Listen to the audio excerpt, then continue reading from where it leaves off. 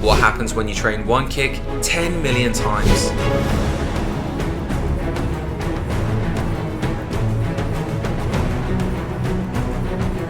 This man was the most feared left kicker of all time.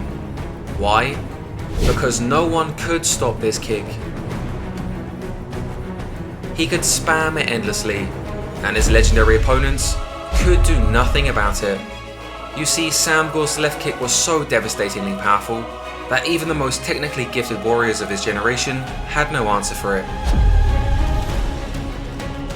They knew it was coming, they prepared for it, yet nothing could be done about it. Eventually, they all went down.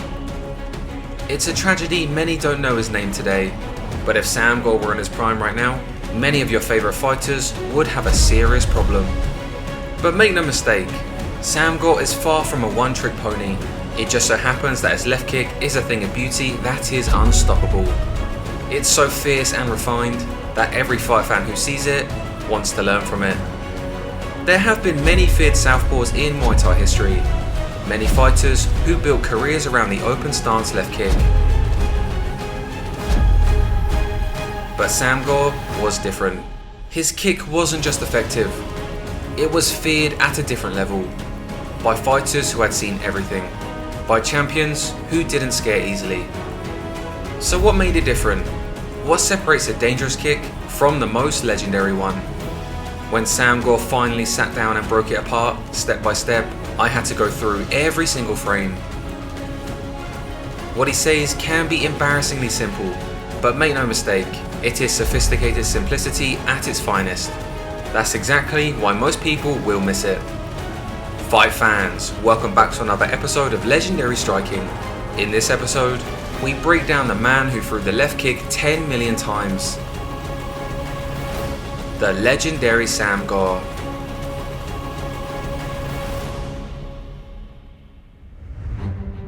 When asked how he kicked so hard, how to train to kick like him, Samkor's first answer wasn't hip rotation. It wasn't shin conditioning, it wasn't footwork. It was stance. ยืนดีๆขาหลักแน่นๆห้ามขาลอยติดไม่แน่ Let's think about that for a second, because what he's describing isn't just a fighting position, it's a transfer of force principle. When you kick, you are momentarily standing on one leg.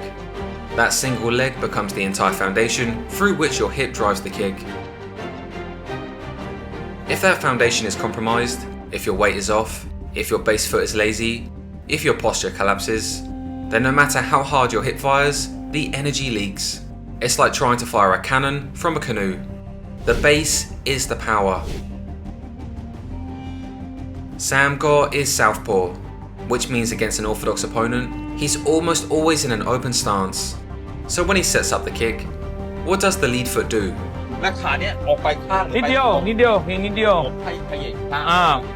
This is a small detail with massive implication. That angled step onto the ball of the lead foot, before the kick even fires, is what we call a pre-pivot. It saves fractions of a second on the full rotation, naturally loads the rear hip, and generates the forward momentum that feeds directly into the horizontal force through the target. That tiny movement is what unlocks the hip. Without it, the pelvis is blocked. The kick loses its arc, and a kick without an arc isn't a kick anymore. It's a fast track into hitting the opponent's elbow. You cannot achieve full rotation with a flat, square base foot. The tiptoe pivot is not a detail, it is the gateway. And once that gateway opens, listen to what comes through it. เตะมาบิดสะโพกเอาบิดเอายกสะโพกแล้วก็บิดเอานี่ Samkor says some variation of this 7 times in his breakdown. 7. For anyone who has trained in Thailand, you already know. This phrase is as common in a great Muay Thai gym as hello and goodbye. It is the first thing they tell you. It is the last thing they remind you. It never stops being said, because it never stops being true. But Samkor isn't just repeating it for emphasis. He's a man trying to communicate something he has done so naturally for so long that language almost fails him. It's like asking a master pianist to explain how the fingers know where to go. They'll tell you, just feel it, 100 different ways, because the thing itself has moved beyond conscious thought. look at the degree of rotation he achieves. The hip doesn't just turn, it commits to turning fully. The entire pelvis swings through the target. When this is pointed out to him, his response is essentially, yes, that's it, that's the whole thing. บิดติต้องออกแรงๆออกแน่นๆลุกบับเนี่ยแน่นๆบิดโพกออกบิดโพกหนักๆลุกบึบ This is the key to generating hip power in a kick. Here's where it gets uncomfortable. You can understand the mechanics perfectly. Stance, base foot pivot, hip rotation, and still not kick like Samkor. And he knows this. So when asked about training, Samkor doesn't talk about technique refinement. He doesn't break down angles or timing cues or combinations. He talks about volume. And inherently, this is the Thai style. Reps upon reps upon reps.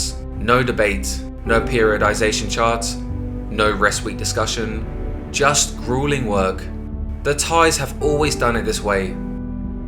ติหนักก็ติวันละ20วันละ200วันละ300ติเบิ้ลติหนักติทีเดียวติ300 400 300 400เลยเหรอ ครบ300วันเช้าเย็น Add it up. That's potentially 600 to 800 kicks per day. We didn't call him the man who practiced one kick 10 million times for nothing. A modern sports scientist might program it differently, periodize it, manage the load, track the recovery, but here's what Samkor is really building. And this is the part most people miss. He is not just accumulating reps, he is burning the technique into his identity. Every single kick done so many times that his body stops asking permission from his brain. It just does it. Perfectly. Automatically. Even when he's tired. Even when he's hurt. Even when the fight is chaos and nothing is going to plan. He's not just building shin density, he is making that kick unstoppable. So deeply embedded in his nervous system that by round 3 or 4, when his opponent is exhausted, when chaos is at its peak, his body does it without thinking. Mechanics first, then volume. Then the mechanics and the volume become one.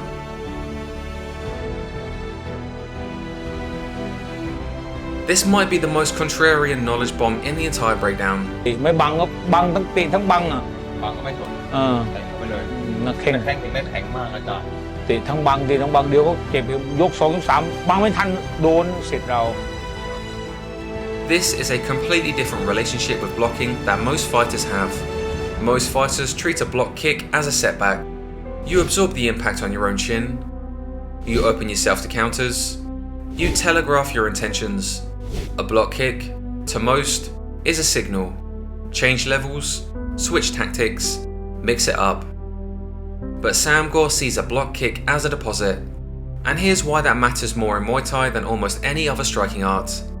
There is a reason Muay Thai fighters instinctively block kicks with their shins, not their arms.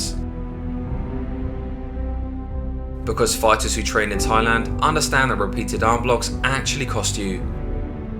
The arms grow heavy, they bruise deep, they ache in a way that doesn't announce itself until suddenly you can't raise them anymore, you can't punch, you can't defend. The weapon you use to protect yourself has become a liability. Against a legendary kicker like Samkor, this is their demise.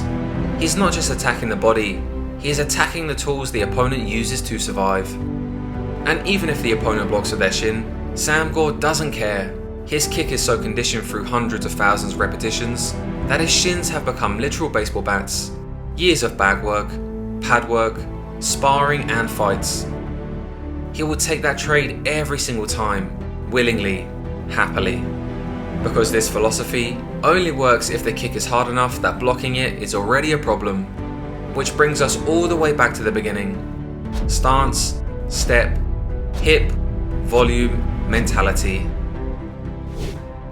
These are 5 elements that make Samkor's left kick unstoppable. And each one is just as important in the integration of a legendary left kick. Near the end of the breakdown, Samkor says something that perfectly captures the difference between the golden era and where the sport has drifted. แค่ได้ทรงมวยเขาก็ไม่ยุบมวยตัวนี้ ถ้าเตะหนัก2 ทียุบแล้ว This would sound cocky if it wasn't coming from the greatest left kicker of all time. He's simply just stating a fact here. There is a version of the left kick that is beautiful to watch, and then there's a version of the left kick that ends fights. Samkor played the second version every single time.